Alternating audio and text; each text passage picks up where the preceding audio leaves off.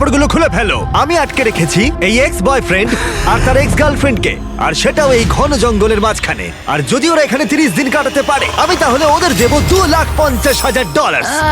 I hate you. Grant আর Ashley একটা সম্পর্কে ছিল, তারপর গ্র্যান্ট ন্যাশনাল টেলিভিশনে এই সম্পর্কটা ভেঙে দেয়। তোমায় আমার একদম ভালো লাগে না। আমি সব থেকে সেরা। ক্যাম্পে তোমাকে স্বাগত। ও নো। ও আমি এসো, ওকে এসো। চিনি। আমি একটুখানি মিথ্যে কথা বলেছি। এখানে তুমি আর তোমার এক্স গার্লফ্রেন্ড শুধু নেই, এখানে তোমার 5 জন এক্স গার্লফ্রেন্ড রয়েছে। তাহলে চলো এক্সদের সাথে দেখা করে আসি। দেখা করে ভালো লাগলো। এটা অদ্ভুত। 30 দিন পরে যারা এখানে টিকে থাকবে তারা ভাগ করে নেবে ওই $2.5 লাখ। আমাদের এখন কিছু কাঠ জোগাড় করতে যেতে হবে। যাই হোক, দেখা করে ভালো ঠিক লাগলো। আছে, তাহলে সবাই মজা করো। আমি যখন এখানে এসে গেছি তাই আমি ভাববো আমি এখন সম্পূর্ণ একা, পুরোপুরি একা। গ্র্যান্ড সম্পর্কে কেউ কিছু ভালো বলবে? ও আমার জন্য একটা গান লিখেছিল। ও আমার জন্য গান গেয়েছে। ও আমার জন্য একটা গান লিখেছিল, কিন্তু পরে অন্য মেয়েকে শুনিয়েছিল। আমি যথাসম্ভব চেষ্টা করবো এখানে যতটা সার্ভাইভ করা যায়।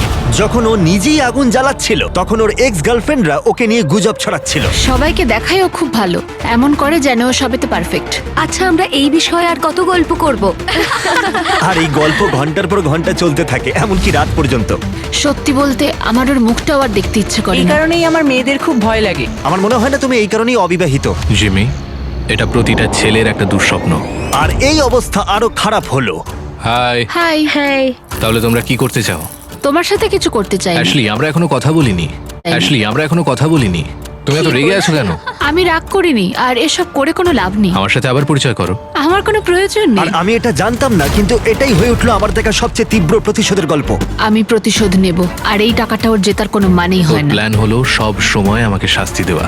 ও এটা ইচ্ছে করে করছে যাতে আমার কষ্ট হয়। এটা তোমার শেষ সুযোগ অ্যাশলি, আমি মিথ্যে বলছি না। তুমি হলে সবচেয়ে হ্যাঁ, জঘন্য মানে মানুষ। সত্যি।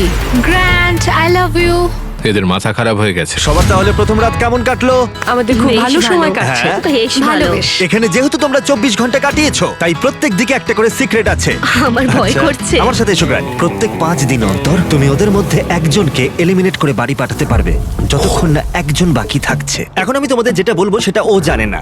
তোমাদের 5 জনের সিক্রেটটা হলো, শেষ পর্যন্ত যে এক্স টিকে থাকবে সে গ্র্যান্টের কাছ থেকে সমস্ত টাকা ছিনিয়ে নিয়ে তাকে বাড়ি পাঠাতে পারবে। এটা বেশ ভালো কর্মের ফল। 3 নম্বর দিনের সকালে গ্র্যান্ড খুব ভোরে ঘুম থেকে উঠেছিল, আর ওঠার পরেই শেল্টার তৈরি করতে লেগে পড়েছিল। আর তোমরা বুঝতেই পারছো মেয়েরা খুব একটা খুশি ছিল না। সকালে এরকম আওয়াজ করছে কেন? বিরক্ত লাগছে। গ্র্যান্ড, তোমার কাছে টেন্ট আছে, তোমায় বাড়ি বানাতে হবে না। ও, এটা সত্যি পাগলার মতো। ওরা বললো যে আমার কোনো প্রয়োজন নেই বাড়ি বানানোর, কারণ একটা টেন্ট আছে। কিন্তু আমি বলবো বাড়ি বানাতে হবে কারণ ঠান্ডা পড়ে যাবে। ক্যাম্পিং করতে আমার কখনোই ভালো লাগতো না, আর আমি সত্যি বলতে এখনো একদমই ভালো লাগছে না। আমি জানি না এখানে কতক্ষণ টিকবো, কারণ এখানে সবাই মজা করার জন্য এক্সারসাইজ করে, আর আমি মজা করার জন্য ঘুমাই। জিমি এই বিষয়টা এমনভাবে সাজিয়েছে যে আমাকে প্রায় একটা ধাঁধার মধ্যে থাকতে হচ্ছে। বেশিরভাগ মানুষই তাদের সমস্ত ভুল নিয়ে এক জায়গায় 30 দিনের জন্য থাকতে পারে বলে মনে হয় না। Good morning. এটা 5ম দিন, তার মানে মিস্টার বিস্ট আসছে আজকে। আজ হলো এলিমিনেশন ডে, আর আমি চুজ করব যে আমি কাকে এলিমিনেট করতে চাই। চলে এসো। এবার ভয় লাগছে। এলিমিনেশনের জন্য হাত রাখা। গ্র্যান্ড, তুমি এদিকে আছো। তুমি কি জানো হাতুড়িটা কোথায় আছে? ও ওয়াও, ওই হাতুড়ি দিয়ে হাট ভাঙবে। বাস্তবে হ্যাঁ, এটা একদমই। করেছেও। তুমি সোজা কথা বলতে পারো না? এটা বেশ মজার। ও মজার। প্রত্যেক 5 দিন অন্তর গ্র্যান্ড তোমাদের মধ্যে একজনকে বাড়ি পাঠাতে পারবে, যতক্ষণ না একজন বাকি থাকছে।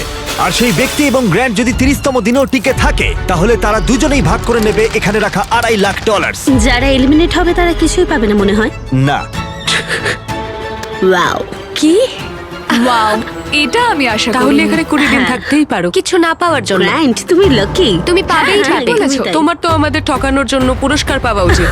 এটা বেশ ভালো বলেছো। হার্ট স্ম্যাশ হয়ে যাওয়ার আগে ওরা বেশ ভালোই কথা বলছে। আরে হ্যাঁ, আমি ওর সাথে একটু ভালো ব্যবহার করতাম, হয়তো একটু খুব সুন্দর বা খুব খুব ভালো। handsome। হ্যাঁ, তাহলে ওটা ছিল গ্র্যান্টের সিক্রেট। তুমি জানো সিক্রেটটা কি? তোমরা কি কেউ ওকে বলেছো?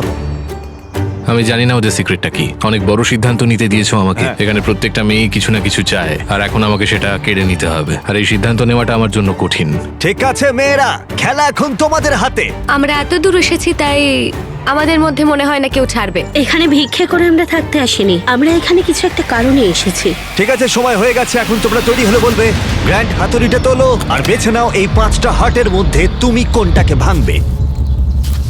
The Grim Reaper. Oh my God. আমি যাব, আমার সামনেই আছে।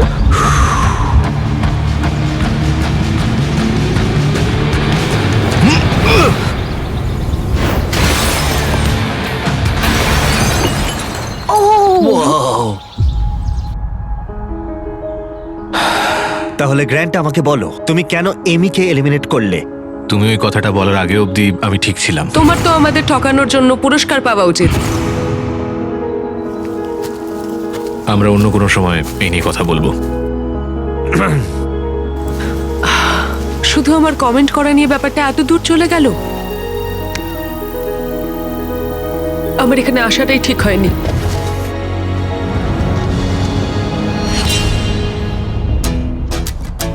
গ্র্যান্টের সমস্ত এক্সদের মধ্যে ওর আর অ্যাশলির সম্পর্ক ছিল সবচেয়ে দীর্ঘ এবং সবচেয়ে গভীর। আমি নিজেকে